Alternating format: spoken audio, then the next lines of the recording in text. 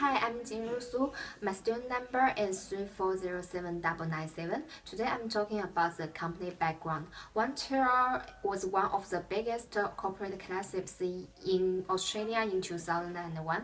When it collapsed, it was the top 4 largest telecommunication company in Australia and it had over 2 million customers. ONE.TEL was founded in 1995. It tried to take advantage of the deregulation of telecommunication industry and make money by using stock market projection. ONE.TEL tried to develop the culture of strong teamwork. The corporate value of ONE.TEL can be showed by a huge fall of share price in 1999, and in 2001, ONE.TEL had a huge amount of bad debits. Hi, I'm Jennifer. My student number is 3408147. About the accounting failure relating to the company, there were errors in several records and documents in ONE.TEL's financial reports. ONE.TEL did not have real-time or close to real-time information about the total debtors, and the accuracy and integrity of financial reports were not given enough attention. Also, ONE.TEL's earnings were also low of quality.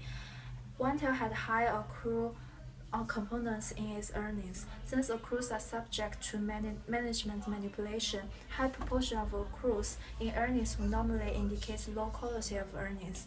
And ONE.TEL made 2 major accounting policy changes regarding to the deferred expenditures over 2 years. If this cost needs to be written off in full in the year incurred, the reported operating profit in 1998 to 1999 would have to be reduced by $32.4 million, and reported earning per share of 0.52 cents would have to turn into a loss per share of 2 cents. Also, in all annual reports, ONE.TEL's management emphasis on EBITDA. This creates an illusion that interest expense, depreciation, amortization, and the taxes are the only accounting expenses. My name is Raymond and my student number is S3478116. I'm going to talk about the corporate governance of ONE.TEL. Corporate governance are the rules, systems and process within companies used to guide and control, also manage. There were 3 main focuses on the aspects of ONE.TEL's corporate governance failures: financial reporting quality, board composition and activity, and executive compensation. Firstly, we'll talk about financial reporting quality. ONE.TEL's financial reports did not faithfully represent its economic performance and the reports was of lower quality. It included many errors in monthly trial balances and outstanding balances for many accounts. ONE.TEL's internal control was weak because accuracy and understandability were not its main focus. They were not the highest priority from the senior management. Next is the board composition and activity. In 1998, ONE.TEL had 4 members in the board, including 2 joint CEOs, which increased later to 8 members in 1999.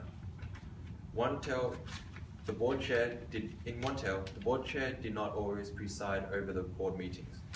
The board chair didn't even attend all the meetings that were scheduled.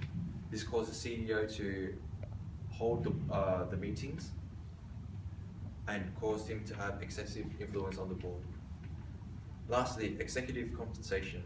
It is where remunerations paid to ONE.TEL's directors totaled $15.5 million, which exceeded the operating profit of $8 million.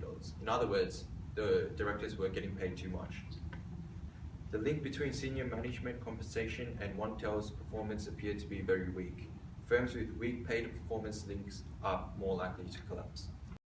The second part of mine is auditor failure relating to the company. It would appear that the auditor quality for ONE.TEL was low.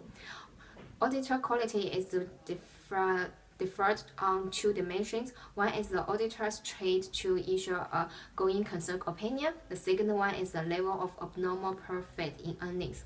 From 1997 to 2000, ONE.TEL was audited by BDNP. The auditor issued unqualified auditor opinion for these years. The financial statements to ASIC showed that ONE.TEL had deferred $48 million of payout. The ICAA concluded that the auditor report was branched corporation laws. and demoted the auditor and the BDNP.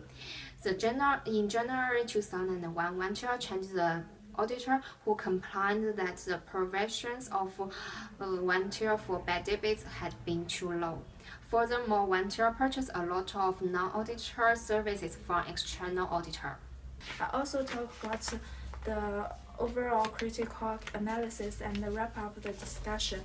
ONE.TEL's financial reports quality, corporate governance, and audit quality are all poor, which caused the corporate failure. We learned that strong internal controls, financial reporting quality, audit quality, effective management scrutiny, full disclosure of the company affairs to the board, and a strong link between the executive pay and the firm performance play the key roles of the governing the firm.